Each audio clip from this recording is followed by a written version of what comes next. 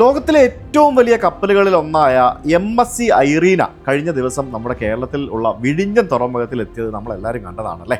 വലിയ കപ്പലുകൾ അടുക്കാൻ സാധിക്കുന്ന ഒരു ട്രാൻസ്ഷിപ്മെൻറ്റ് പോർട്ടാണ് നമ്മുടെ സ്വന്തം കൊച്ചു കേരളത്തിലെ ഈ വിഴിഞ്ഞത്തുള്ളത്. ഇന്ത്യക്ക് ഇതുവരെ ഡീപ്പ് വാട്ടർ ട്രാൻസ്ഷിപ്മെൻറ്റ് പോർട്ട് ഇല്ലാതിരുന്നത് രാജ്യത്തെ സമ്പദ് വ്യവസ്ഥതയ്ക്കും അതേപോലെ തന്നെ വാണിജ്യ പ്രതീക്ഷകൾക്കൊക്കെ വളരെ ദൗർബല്യമായ ഒരു കാര്യമായിരുന്നു.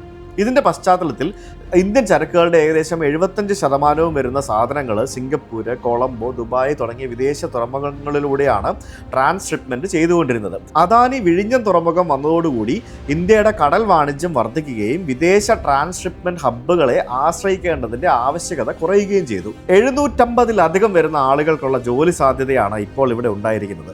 റിമോട്ട് കൺട്രോൾ ഉപയോഗിച്ച് പ്രവർത്തിക്കുന്ന ക്രെയിനുകളും അതേപോലെ തന്നെ ഓട്ടോമേറ്റഡ് വാഹനങ്ങളും ഒക്കെയുള്ള വിഴിഞ്ഞം എന്ന് പറയുന്ന ഈ ഒരു തുറമുഖം ഇന്ത്യയിലെ തന്നെ ആദ്യത്തെ സെമി ഓട്ടോമേറ്റഡ് കണ്ടെയ്നർ ടെർമിനൽ ആണെന്ന് നമുക്ക് പറയാം. തദ്ദേശീയരായ 9 സ്ത്രീകൾ ഇവിടെ ക്രെയിനുകൾ ഓപ്പറേറ്റ് ചെയ്യുന്നുണ്ട്.